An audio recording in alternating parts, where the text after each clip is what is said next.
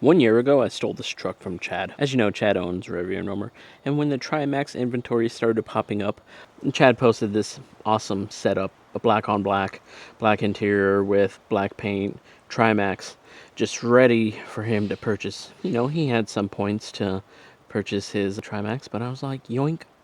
But I didn't tell anyone for a couple weeks. It was so hard for me not to tell Karen.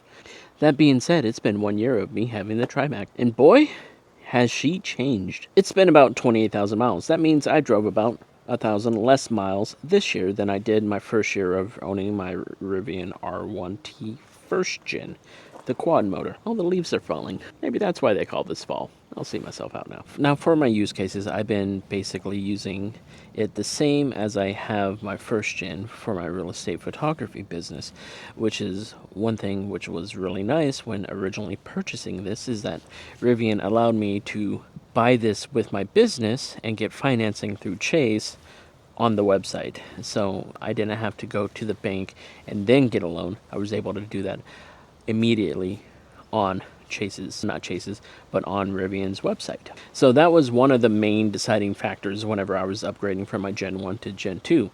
Now, too long did not read. If you guys don't want to watch anything else up to this point or after this point, was it a good decision to upgrade from the first gen? Yes, it was. I feel like this Tri-Max has been quite an amazing upgrade. Would you be wrong at getting a gently used quad?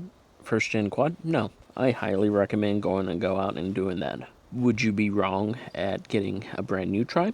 Absolutely not. Would you be wrong getting a brand new quad motor? I don't know who exactly needs a quad motor, 1,000 horsepower. I might. That's kind of another conversation I want to bring up too.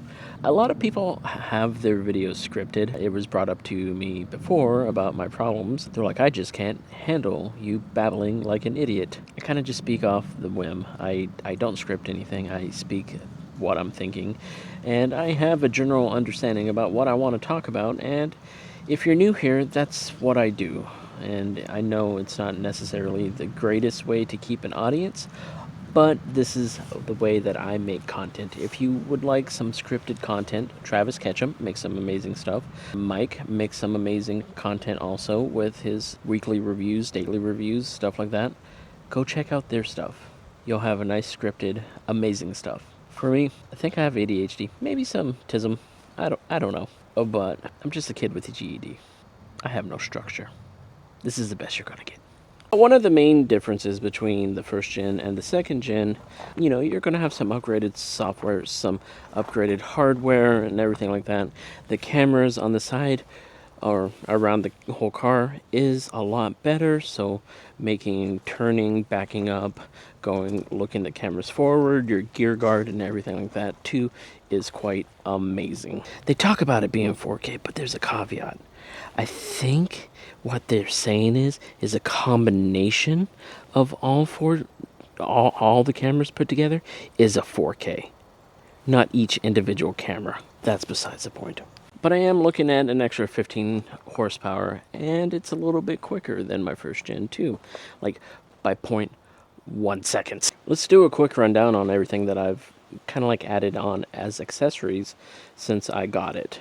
You guys have seen a lot of my videos. If this is your first time here, there's a lot of videos going over each and every single addition that I've done to the Rivian since I got it. First things first that I did, I ended up getting the Steck paint protection film. It is a clear matte. So it's a clear film that is a paint protection film, but it is matte. So say like if you have a white, it would make the white matte. If you had silver, it would make it matte silver. So this was originally black, but matte now. The next thing that I ended up adding on was a Super Pacific. The Super Pacific has been amazing. I need to do a review about it. It's been, in January, will be almost a year of ownership. I have about 30 nights in it, from camping to search and rescue to all these things. Has been amazing. The Truma heater comes in clutch whenever it's super cold outside. The tint itself keeps it nice and, wind resistant. I love it, though it does take down my range. The next thing would probably be my wheels and tires. This is my second iteration of wheels and tires right now. This is the Black Rhinos Voltiac that Black Rhino sent me. They just sent me this because they wanted to have photos of it on this specific build. They reached out to Super Pacific because they thought that this was Super Pacific's shop car, but it wasn't. So they sent it out so that they can get photos of these wheels, because they are the new matte black wheels with the Super Pacific on a matte black truck. That gave me a chance to actually try out the new Scorpion AT tires. They are the new elect wheels, or the new elect tires. I did get them in LT, so they are 3-ply. They are 4-peak, snow rated. I haven't tested them out in the snow. One problem I have with them, when there is water on the roadway, I did witness some hydroplaning, so they're not my favorite tires right now. And you guys know how I am with original Scorpions that come with it. The original Scorpions that come with the truck, I hate them. They are just not good tires. They puncture very easily, but these have not punctured. They do handle well off-road, and they do handle well on the dirt and dust and everything. And I have not tested in the snow. And in the normal standard rain, it's good, but once there's standing water, it is not good. I still have my HREs with the Toyos, and the Toyos have been my favorite tires so far, even beating out my Falcons. And that's saying a lot, because I love Falcons, but those Toyos, snow, rain, mud, stupid things, dunes, everything. I've done the most with those tires, and they're still like 12 or 30 seconds with 30,000 miles on them. No, 25,000 miles on them? Yeah, 25,000 miles on them. They're great, and light, and LTs. Yeah, they're amazing. Next up will be my gear slide. Now, this has been very useful. I have used these tools on several occasions. This is where I keep the tools, my pucks, and everything that I need. But I have been having some issues with some weight. But we will dive into that in just a second. And on this side, I still have my Pro Eagle jack, which I have used on several occasions, just not for me, for other people on the trail. And typically in the back, I have my dog hammock. Right now, I just don't have it in. I have a Chick-fil-A bag in the back, though. A new pretzel bun, and I really like it. Y'all should try it. Now, I did add my radio into here for VHF. I currently have it out of the vehicle to include my Renogy battery system, which is also out of the vehicle right now. But it has worked out quite well for what it is used for, and it's easy to put back into the vehicle. That has definitely worked out better than expected. I have yet to add in the solar panels on top to charge the battery, but at the same time using it for 6 missions, I've managed to still only use like 15% of the battery, and I haven't had to tap into the actual battery, the 12-volt system in here. So let's go over some of the small little problems that I've had in comparison to what I had with the first gen. My first gen, I had 13 issues with it, from like misaligned seats to speakers not connected to my tailgate being over torqued to where it would not close, and a few other things. I think something was wrong with one of my airbags and other things like that too. So when I first got the vehicle, I went straight from Seattle to Tahuya. And it was funny. I was like, maybe I should probably just start opening up a ticket now, because watch, I'll have something wrong. And I think I jinxed myself, because I did. My tire pressure sensor went off. Could not figure out why. And it was all like, hey, we can't sense your tires. Fast forward to knowing what the problem is now. They kept the vehicle for about 3 weeks. The RF, the thing that senses the tire pressure sensor signal, was actually picking up too much RF frequency, radio frequency, from the motors in the rear. So they relocated it from the first gen to closer to the back. And in the back, in the tri-motors, you got 2 motors in the back versus 1 in the front. And so it was just picking up too much frequencies. And so they don't know if they're going to be doing a hardware update or a software update. Over the past couple months, it has gotten better, but they still have not completely fixed it. It'll go off randomly. So that's one of the first issues. Is that a make or break? No, but a lot of my friends have had that issue also, because they also had the Tri-Max. The next issue was immediately I needed an alignment, like straight from the factory. It needed an alignment, and that's one problem that I find with Rivian, is that for whatever reason these things throw alignment so easily, and I don't understand why. But more that I use it, the more that I realize maybe the design just isn't that good. Maybe it can't handle the weight, maybe it just can't handle a lot of the things that it's meant to do. And what's sad is that it comes from factory like that.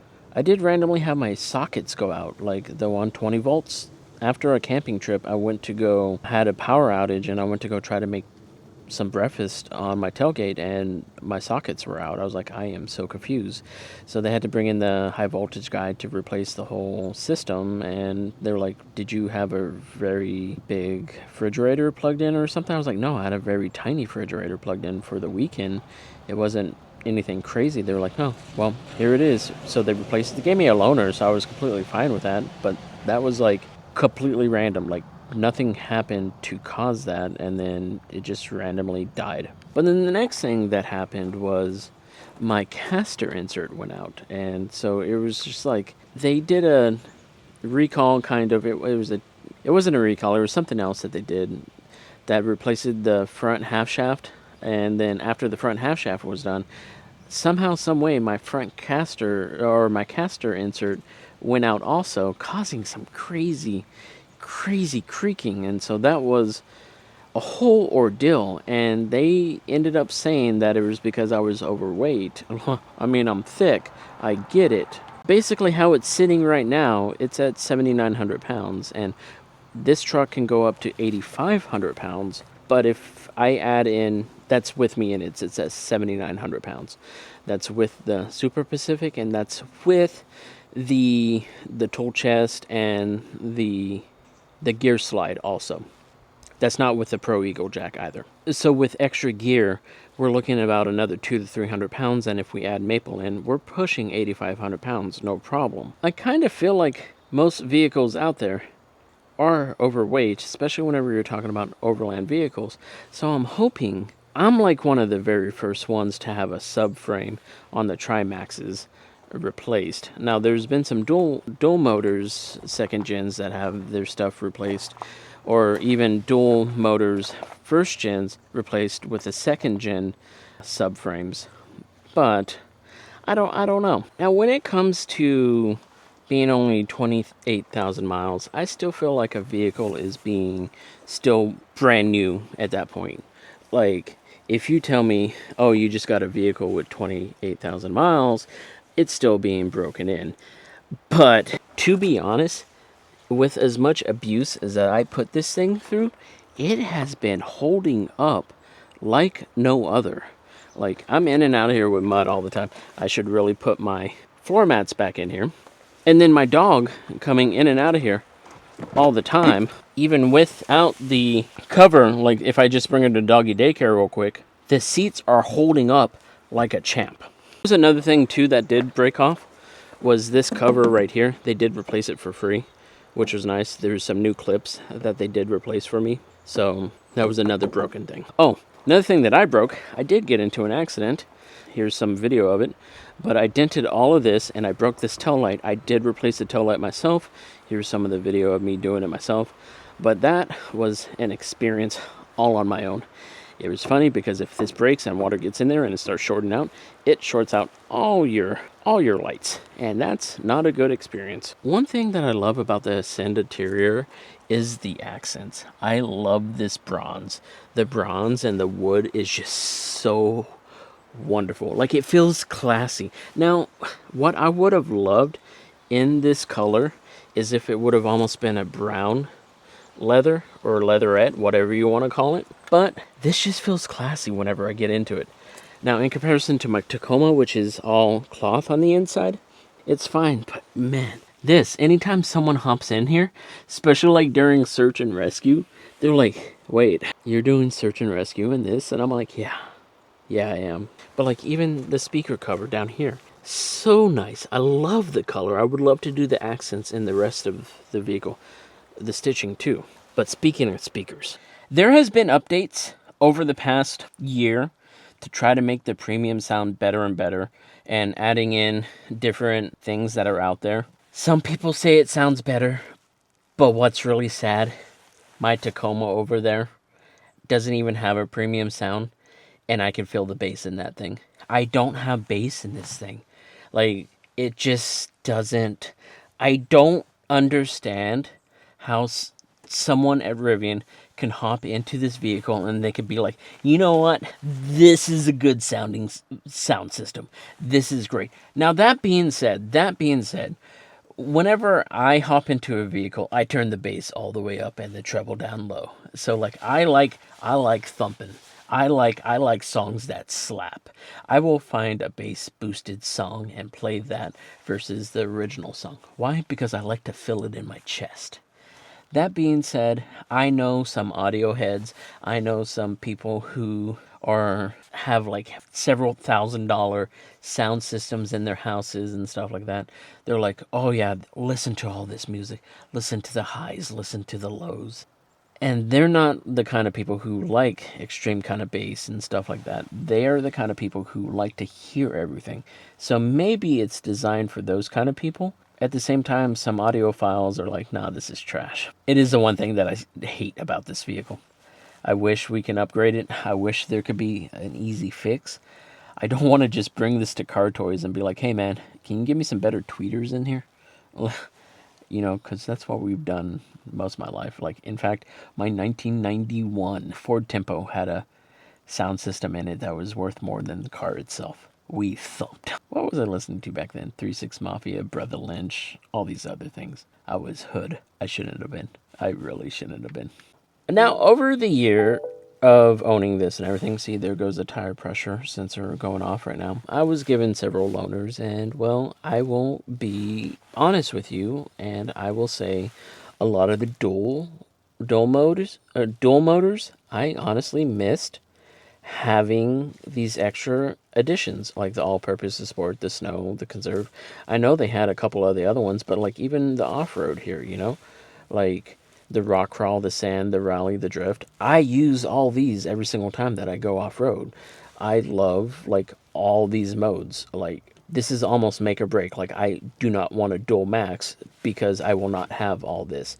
In fact, even the interior, I don't want to go to a dual max because the interior is well worth the upgrade for me. Yes, I'll have more range with a dual max, but if I put on street tires, I'll be pushing, 380 miles. What's 20 more miles? It's not that much more of a difference. I'd rather sit in these seats.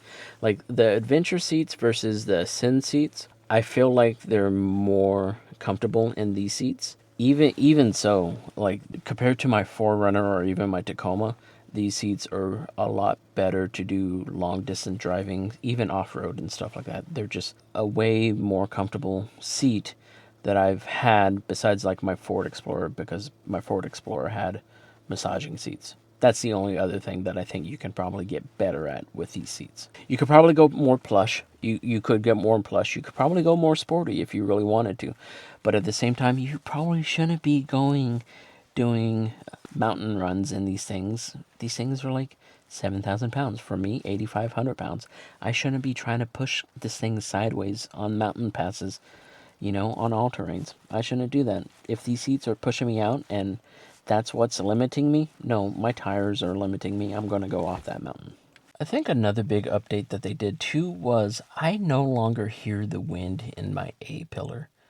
Like, it is super quiet in here now. Besides my Super Pacific, I really hear my Super Pacific now that I got the wind dam now. I should probably take that thing off. It's good to save some range, but like anything over 65 miles per hour, it's just like a wind tunnel in here now.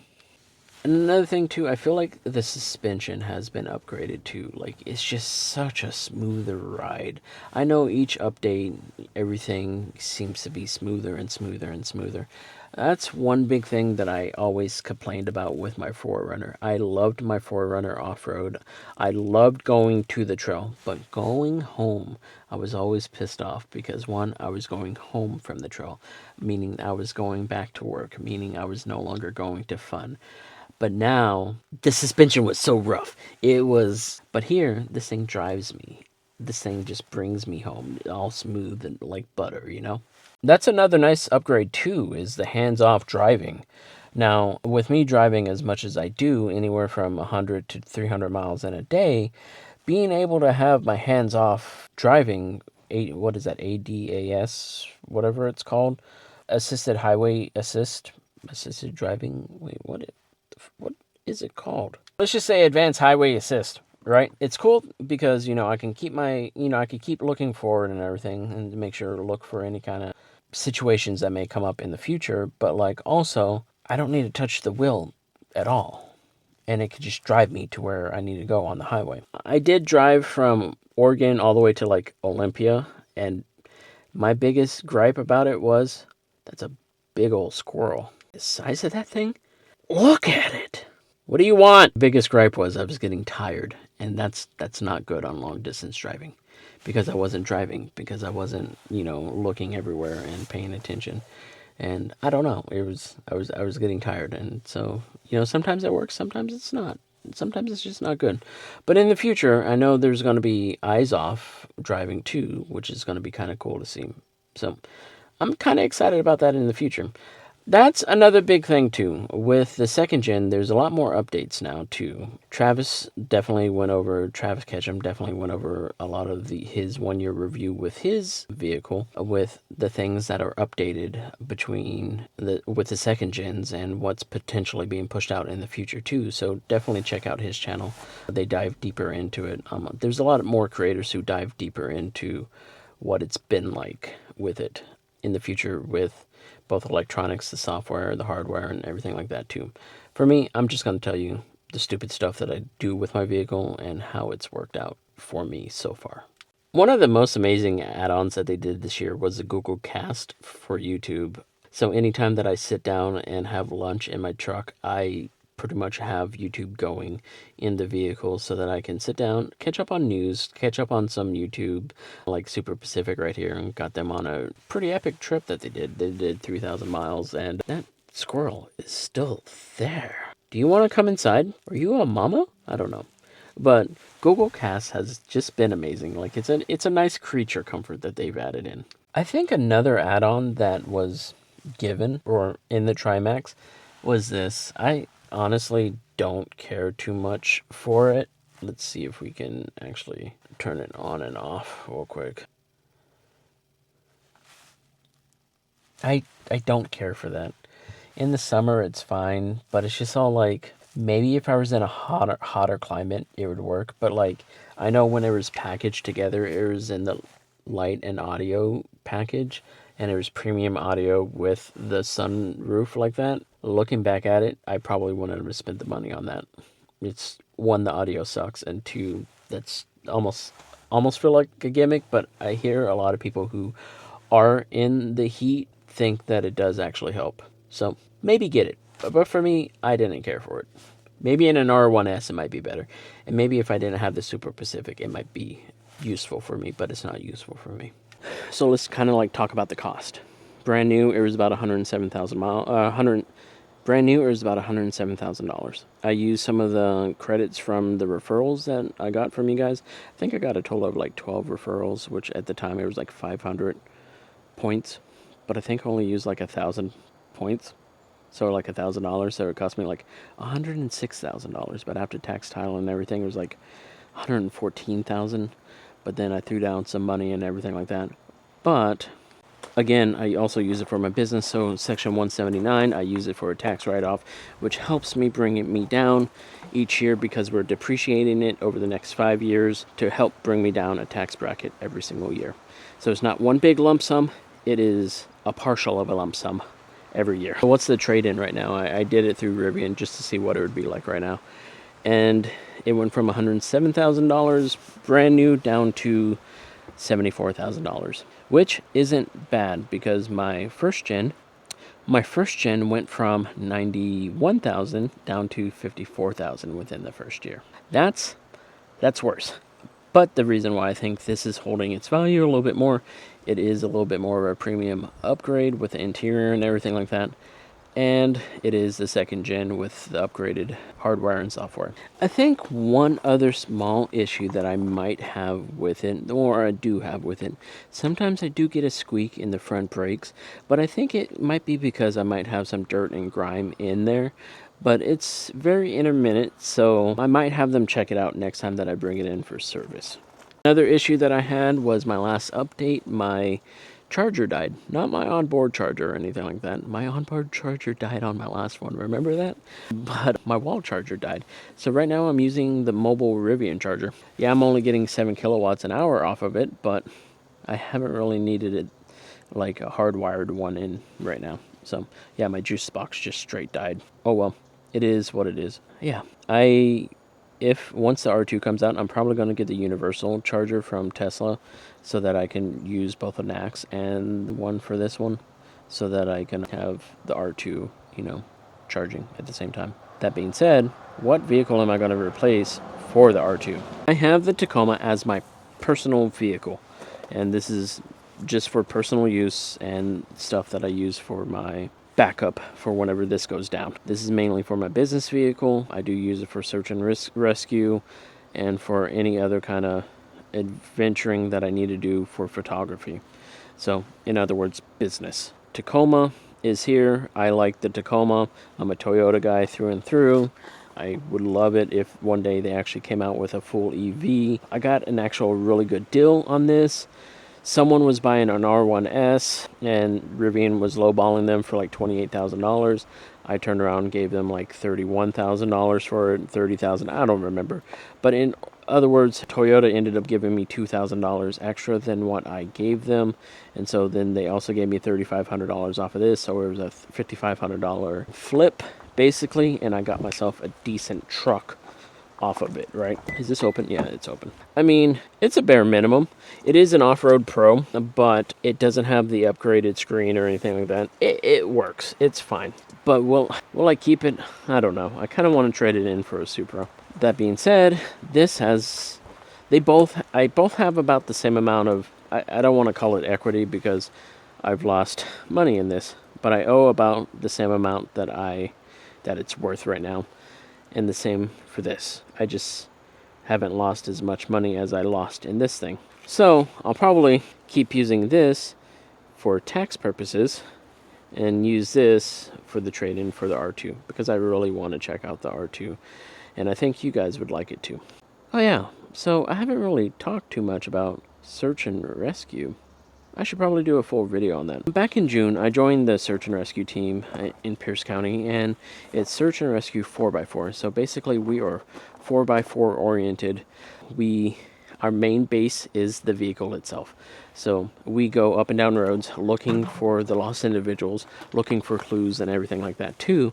And so we also help transport the ground pounders, like the people who actually go out on the trails looking for people. So we help transport like even the canine people and everything with their dogs to the trails sometimes too. A lot of it is city searching, so we are driving with up and down roads trying to find the people. Out of the 6 searches that I've been on, we found everybody, and which has been a very rewarding event, but it's been very interesting trying to convince people to let me do it with my Rivian.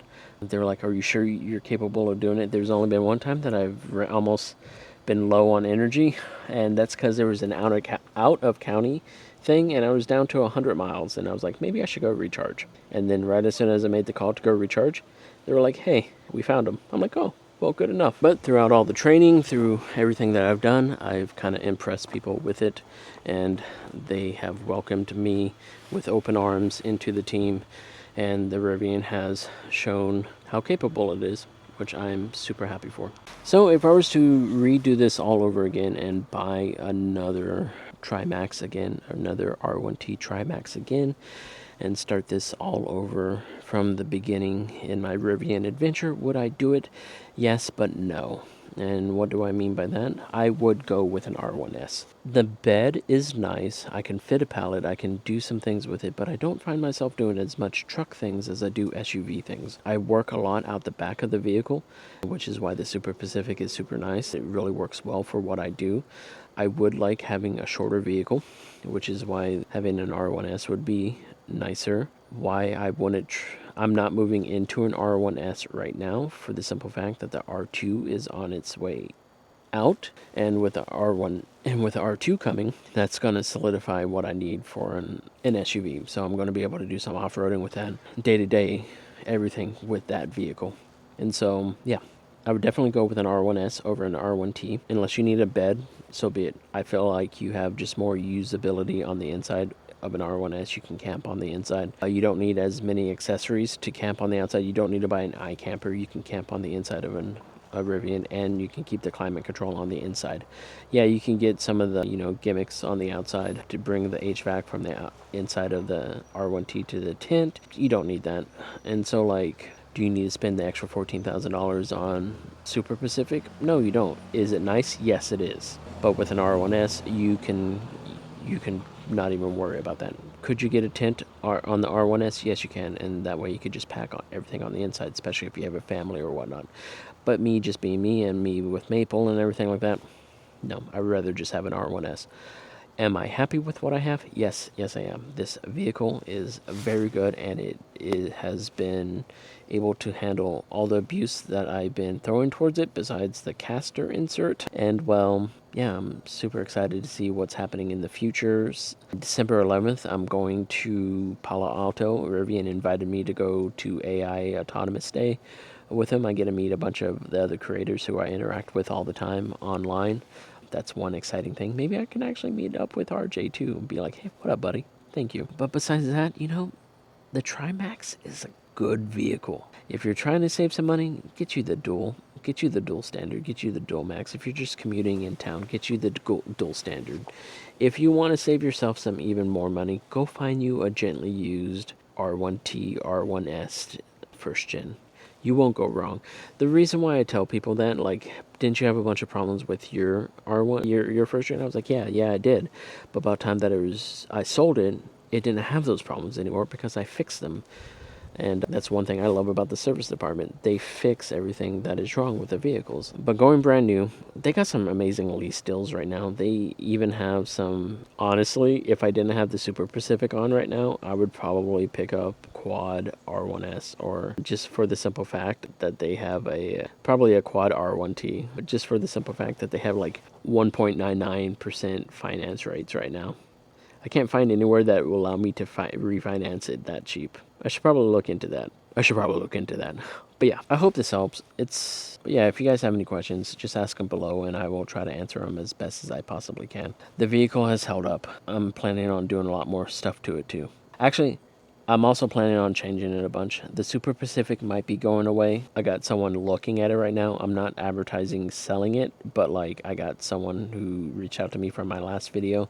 So if he does buy it, so be it. But I'm still going to be going on a lot more adventures and stuff like that. Things have been kind of crazy over the past 2 years. One with my grandma passing away, and then 2 in June with Mercedes passing away. Now it's just Maple and I. But now I can bring Maple to doggy daycare and she can just go hang out there. And then just figuring out some things with my business. But this will allow me to go do some things more, which I'm super excited for. So you guys take care. Hopefully this was helpful for your buying decision. I'm excited for the future of this company. You guys take care.